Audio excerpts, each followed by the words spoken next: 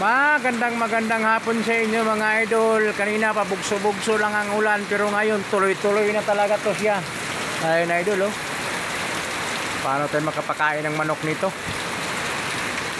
Pakalakas idol na ulan. Kanina pa to. Kaninang umaga okay pa lang siya. Kasi pabugso-bugso pa lang siya. Ngayon wala na, di na bugso. Tuloy-tuloy na. Maria Jose, paano tayo makapakain ng manok nitong basa man? Hindi pa tayo makabili ng pagkain ng manok. Ang lakas ng ulan. So mga idol oh. Asa na yung kanina yung nag-comment sa balita na ano, nagagalit pa daw siya, nagagalit pa siya kasi ano, bakit ko daw pinoprotektahan yung ano, kinakampihan ko pa daw yung taga-balita ng Pag-asa. Oh, ito na. Baka gusto mo to. Panood mo yung video ko, baka gusto mo to. Ito na yun oh. Ano papatingin mo nito dito Bagyo? Kanina pa comment ka pa. Ngayon ano sa simo? Parang may alam ko sa Pag-asa boy ah. Pag nagsabi yung nagbabalita sa atin na may bagyo, di man yan nagbalita-balita na basta-basta. Mga fake news kasi matagal naman sinasabi yung bagyo nakaraan, linggo, may kasunod talaga yun. Tapos ngayon pa-comment ka pa. Kasama ka sa taga-balita. Ikaw na lang magbalita doon, kay ikaw pala may alam sa Pag-asa. Manghuhula kaya ano kasi Nostradamus ka, no? Anong pangalan nun? Nostradamus.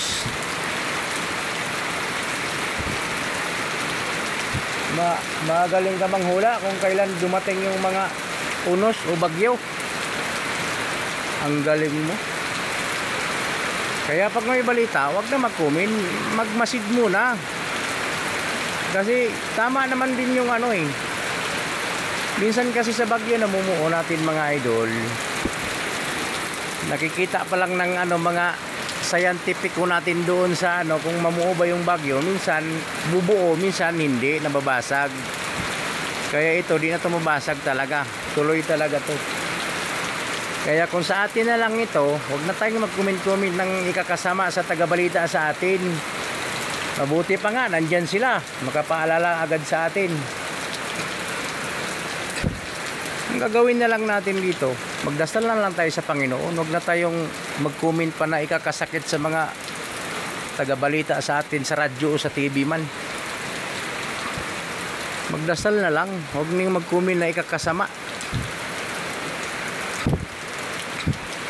Wala namang imposible na magdasal tayo sa Panginoon.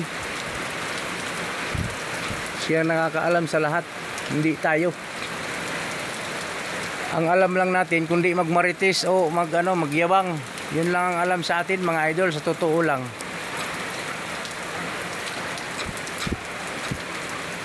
Okay, salamat sa inyong lahat. Ingat po tayo mga idol. Kasi dito sa amin sa Bulacan, di naman gaanong hangin. Ano lang siya, malakas lang talaga yung ulan. Okay, salamat sa inyong lahat. Magandang hapon. Ingat po tayo sa inyong mga lugar dyan na inabot ng bagyo. Ingat po tayo sa lahat. Magdasal po tayo sa Panginoon kasi wala tayong ibang mababanggit, wala tayong ibang masasandalan kundi ang Panginoon lang, kasi siya ang nakakaalam nito lahat. Okay, magandang hapon sa inyo. Pwede pa like and share mga idol. Ang hindi pa nakapalo, pwede naman magpalo.